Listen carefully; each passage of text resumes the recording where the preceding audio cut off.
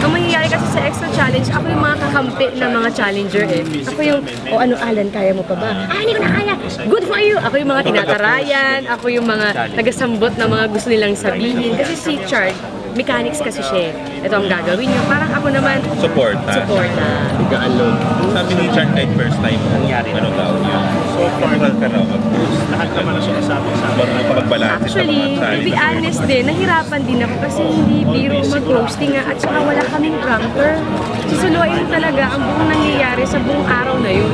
So wala kaming biging script, memorize yung script, tapos on the spot yung mga ano masasabi mo, ano kailangan mo, kasi hindi mo naman may predict kung ano mga gagawin ng mga challenger, tatanong ba yan, magagalit sa'yo. So kailangan aware ka sa mga ganun, kailangan talaga sharp yung mind mo sa pag-entertain sa kanila. Doon sa una, sa pinaka nahirapan, yung mga pagtatalak ni Alex. Medyo, Actually, si Alex hindi. Pag pinanood niyo yung buong episode kami ni Alex, yung chikahan ng chikahan, wala lahat sila palaban eh.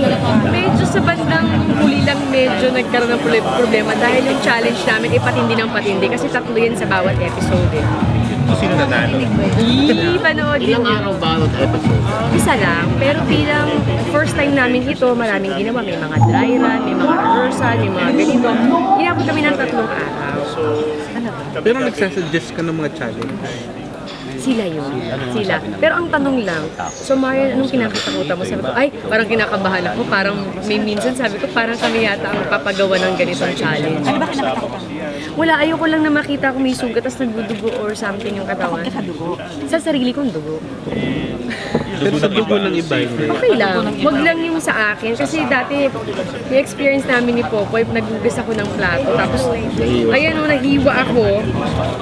Lumabas yung laman, tapos nagdugo yung kamay ko. Nag-hysterical na ako. So, doon ko na-realize na hindi ko pala kaya makakita ng dugo sa sarili ko.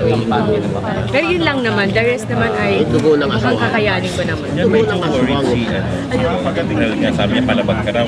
Parang go pa sa mga ano. Actually, nung tinanggap ko to, siyempre parang ang saya-saya ko, shinare ko sa kanya, sabi niya, isa lang ang hiling ko sa'yo, sabi niya, ingatan mo yung sarili mo kasi alam ko palaban kang tao, parang lahat ng sabihin sa'yo gagawin mo. Pero sana, yung safe ka naman. Although safe naman tong Extra Challenge dahil may dry run kaming tinatawag na bago namin ipasubok sa mga artista, ginagawa ang muna. Paano di ba sabi niya, huwag ka titig ng challenge na mo? So, hindi mo siya susunod. Hello?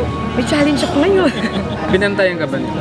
May time ba na napunta siya? Hindi, lagi lang siya nagpapaalala na you take care, ano ingatan mo yung sarili mo dahil syempre, ano kami, gubat-gubatan, mga bato-bato, tubig, so hindi kahit kami, hindi rin namin malalaman kung ano mangyayari sa amin. Kaya kailangan namin mag-ingat, dun sa mga ibang challenge, mga bato-batuan, tapos bababa pa, so ang dami. Yan, Kung contestant si Ding Dong, anong challenge yung gusto mo gawin niya? Long kiss. Long kiss! Record ano, yung dapat i-break yung record. close up. Ano ka ba, si Dong din ang tipong taong palaban, walang inuurungan yan, kaya hindi ako mahihirapan, maliban na lamang sa isang bagay, Oo, yung sa isang hayop. Ano yun? Daga! Pero may inis, may ayaw siyang kainin. Kainin? Hindi naman, pero alam ko hindi siya takot sa daga, pero nadidiri siya sa texture ng daga. Yun lang ang alam kong kinakatakutan niya. May instance sa set na nagalit ka o nagkaroon ka ng emotional... Sa set?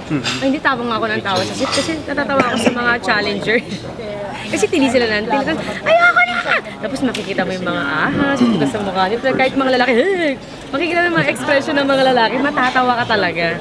So enjoy ka sa hosting. Oo, pero nangangapa pa rin. Hindi pwede ka nga mag-host mga birthday party. Ay, bagong racket! Awards night. Ay, atas bagong racket, yung kabuhayan showcase. Ano itong Extra Challenge? Ano ba yung magiging mga kasutan niya rito? Mga damit? Ay, ganito lang. Sports lang po.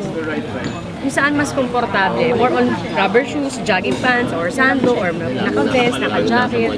So, depende kung saan komportable. At ano yung challenge na ibibigay namin sa mga artista. Yan kamusta si Chard bilang post na alalayan sa may nalaga. Sobra.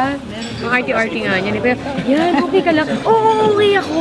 Sigurado ka. Yung parang siya pa yung palaging nag-worry. Tapos sabi ko, syempre, first time ko mag-hosting, alalayan niya ako. Sabi niya, di mo na kailangan sabihin kasi andito naman ako. Tapos sinasambot niya ako minsan, sinasambot ko rin siya. So, tutulungan. Sinasalo ba meron? Sinasalo. Example, nandito na ang mga challenge. Parang kailangan ko pala sabihin, Alan, hindi ko nasabi yung Alan. nagsasaluhan. Siya yung Alan na gusto niyong sabihin. So may ganun kaming moment. Kaya nag-run through kami ng script. Maganda na po. Oo. Sino sa tingin mo yan ang mas matapang sa'yo? Since day one ng taping, hindi nakagod ang issue. Tapos pagkatapos, Iba eh. sumwa ka. Siya, takot siya sa durian, ako hindi. Hindi siya takot sa dugo. Ako takot sa dugo, siya hindi. So parang pantay lang. Pantay lang. So, syempre lalaki yan eh. Mas maraming kayang gawin ng mga lalaki. Hindi masakit sa ulo.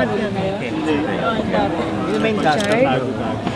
Kasi si Chard, kailan ba? Nakasama ko siya ng best friend's girlfriend. So nagkaroon talaga kami ng rapport at bonding. Tawagan pa nga namin before best friend dahil dun sa movie namin best friend. So okay na kami at alam namin na kung gaano kami bilang magkaibigan. Yun yung maganda dun. Paano mo na-master ang paghawak? Pag-aawak na. Hindi kasi Ahas na buhay. ahas na buhay. Anong ahas? Na-master mo ba? Master talaga yan.